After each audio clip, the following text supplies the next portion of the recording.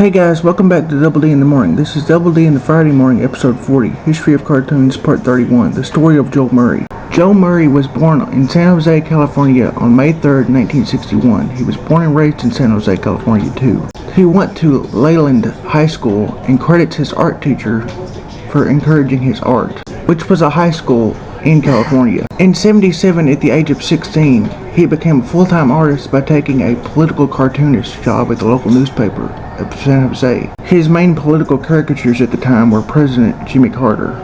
In '81, when he was 20, after saving up enough money, he opened up his own independent studio, Joe Murray Studios, which later became his co-production studios for his Camp Laszlo and Rocco the Smart Life shows. He has also said for his animation inspiration, he took inspiration from all the greats: Walt Disney, Bob Clampett, Chuck Jones, Hanna-Barbera, you name it, he took inspiration from them. Of iWorks, Terry Toons.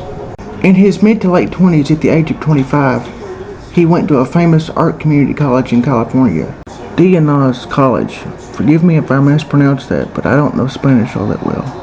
This is the title card for Rocco's Modern Life, the show that he became the most famous for before Camp Laszlo. Also the show that if there wouldn't have been this show, there wouldn't have been SpongeBob. Because after the show got canceled and wrapped in '96, half of the production team, the voices and the producers and whatnot, left to this show to go on and create SpongeBob. And the show ran from September 18th, 1993 to November 24th of 1996. The main premise of the show centered around a rock wallaby named Rocco Wannabe, who moved to America from Australia to start a new modern life, if you will, in his early 20s, just like your college-age person, except he's embarking on a new country and a new world, if you will, with his friend Heifer, Wolf, and Filbert Turtle.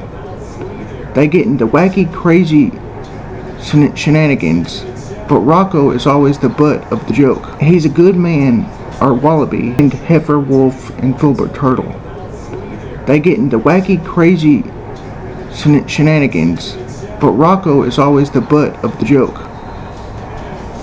He's a good man, our wallaby, but he's always the butt of the joke. Always the friend Heifer, Wolf, and Filbert Turtle.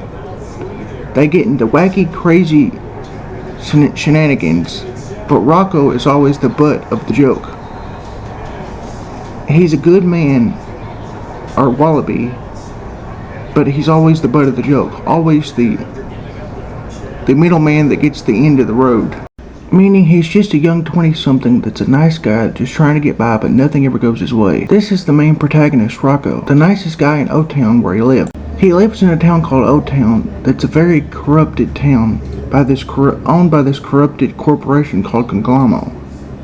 And they run the town and their business like a dictatorship, like any other famous corporation. But they're also a parody of that kind of stuff. Rocco does the best at his job at Kind of a Lot of Comics, a local comic book store where he gets paid pennies on the dollar, but he does his best at it, and he's got the best attitude. He has got an awful boss that hates any kind of public social interaction. The name of his boss is Mr. Smitty, a big purple toad.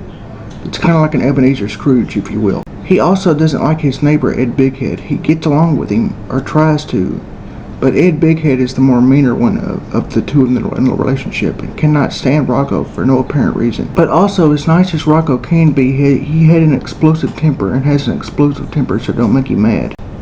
And this is the voice of Rocco, Carlos Alexacki. He voiced the character through all 4 seasons and in Static Cling. And this guy was the heart and soul of the character. He was the ultimate person to do Rocco. There's no one else that could have done Rocco. This is Spunky, Rocco's miniature bull terrier. A very dim-witted parody of the dog, and very dim-witted and kind of stupid. But Spunky's dog here has a show within a show called Squirmy the Ringworm and Bloaty the Tick on the Bloaty and Squirmy show. Those segment within a segment episodes usually revolve around Spunky's health. Like the time when Spunky got too fat and Squirmy and Bloaty discovered all that wild land on the dog out in the New West. Or when he ate the Chewhead's vitamin cheese tablet, of the Fathead's cheese tablet thing.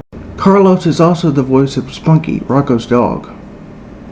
He gives the dog not just a dog personality, but a very human-like personality. Like Spunky is able to laugh, and he cries. Not like a dog, but like a person.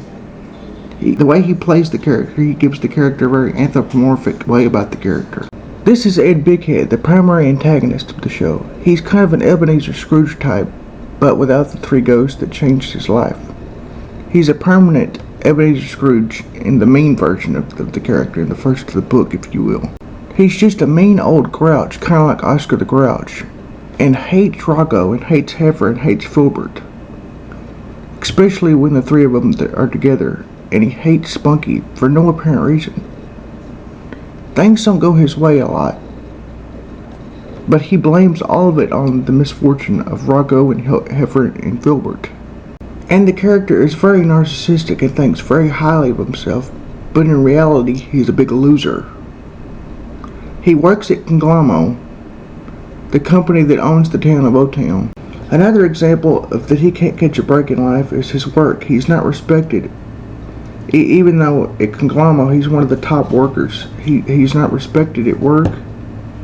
He's not respected in his hometown because of the grouch thing. In one episode called Old Froggy Frog, he was told that he was too old for a promotion, and then later he was told that he acts too young for his age by his boss, Mr. Dupet. Brought all the way over there talking about the hot tub department and didn't even get the promotion twice. But even though he's so negative and Negative Nancy and Debbie Downer type, Rocco still shows some appreciation for the character, but he does not reciprocate those feelings. And in the episode I Have No Son, it shows that he takes so much pride in narcissistic behavior into his place of work that he practically forced his son to work at Conglommo.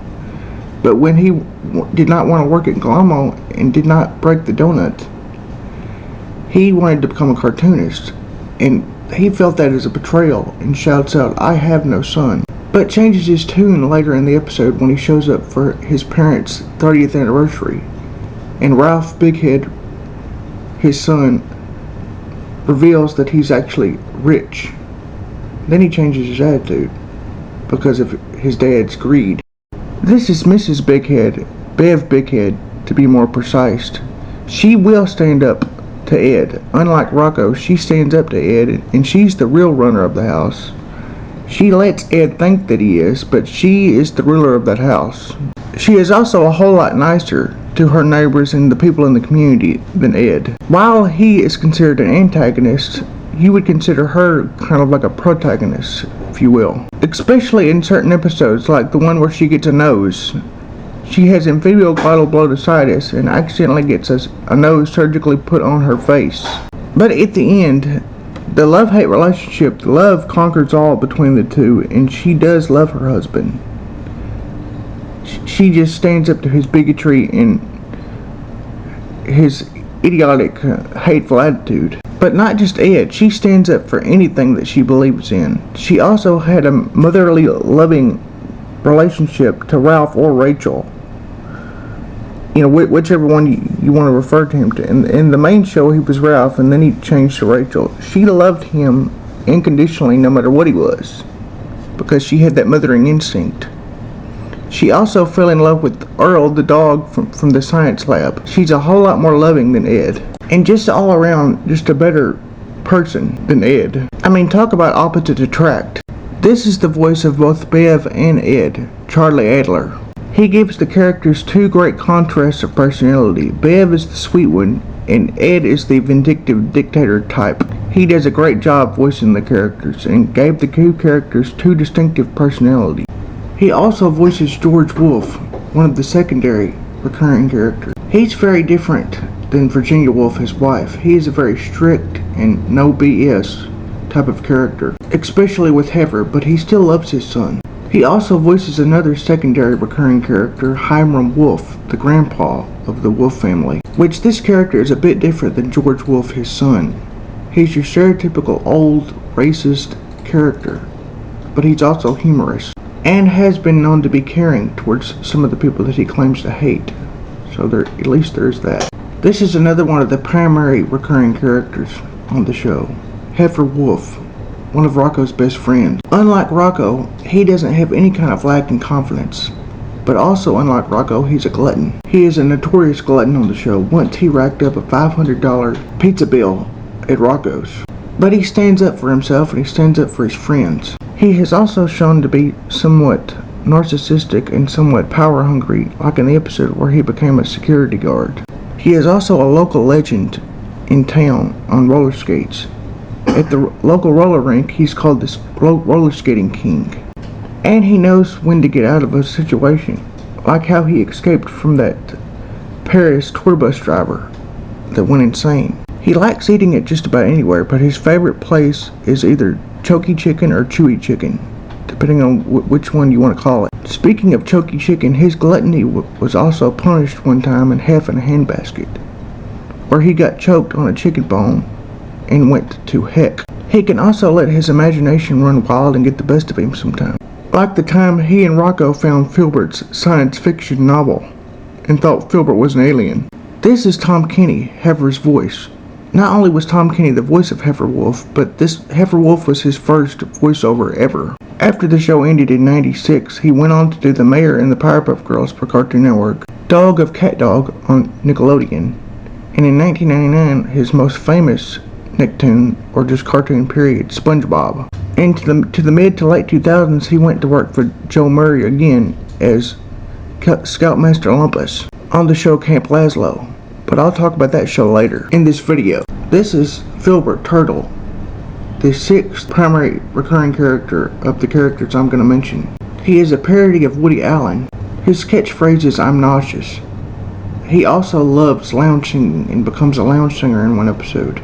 And he uses his catchphrase a lot. A lot of things make him sick to his stomach. He is another character that is very similar to Rocco, that's very cool and calm as long as he's not mad, but look out when he gets mad. In the two-part episode, The Big Question and the Big Answer, he gets married to his cat girlfriend, Dr. Paula Hutchinson, which that plot is used as an allegory for mixed-race marriages. He doesn't have a job but makes money off of his recycling cans that he collects and turns them in for money. In Born to Spawn, he is shown to have a fear of growing up, because when he turns 21, he has to go back to his birthplace and temporarily turn into an adult for a day. This was the voice of Filbert the Turtle from '93 to '96, Doug Lawrence or Mr. Lawrence, and after this show was cancelled, he went on to voice Plankton on the SpongeBob SquarePants show. Doug Lawrence also wrote for the Rocco show and writes for the SpongeBob show. He helped develop the characters of Filbert and Plankton both. And this is the title card for her second show that was for Cartoon Network and not Nickelodeon, because Nickelodeon didn't pick it up. Camp Laszlo. In this show's theme song, they spell out the name Laszlo to the tune of Bingo. Camp Laszlo is your typical kids at summer camp type of cartoon. It revolves around animals, though, instead of actual human kids. And Laszlo is the key character that is causing all the mischief. And his enemy of sorts is Mr. Lumpus, or Scoutmaster Lumpus, who ends up being a crazy person that's the fake Scoutmaster the whole time, and a twist ending in the series finale. In a twist ending, it actually reveals that it's actually Heifer's camp to begin with, but he had kept him locked in a closet for about 5 years until you just discover that it's actually his camp at the end of the series. This is the main character of the show, Laszlo. He's kind of like a reverse of SpongeBob. He's hyper and very energetic like SpongeBob, but the difference is he's smart. He gets himself in a lot of weird predicaments, typical Camp Scout predicaments, that would be considered scandalous. Because even though Laszlo and his friends enjoy the camp, they don't always enjoy the rules. And they do what they want a lot of the time, which is against what Scoutmaster Lumpus would want them to do. The main character sounds like Rocco on this show because he's voiced by Carl Alexacki, the voice of Rocco. This is Scoutmaster Lumpus. Scoutmaster Lumpus. And he is essentially the Squidward tentacles of the show. He is the big dictator-like personality that's always trying to ruin the other boys' fun. He was voiced by Tom Kenney from 05 to 09. This is Edward Platypus, the secondary antagonist on the show. That's essentially I Can't Bully. Just like Filbert and Plankton, this character was also voiced by Doug Lawrence. That's it for this video, and remember to like, subscribe, and comment, and hit the notification bell till Double D in the morning if you want to join me next Friday. And that way you'll know when the new video is and what it is. It's going to be Double D in the Friday morning, episode 41, the story of Chuck Jones. And here's the thumbnail for next week's video.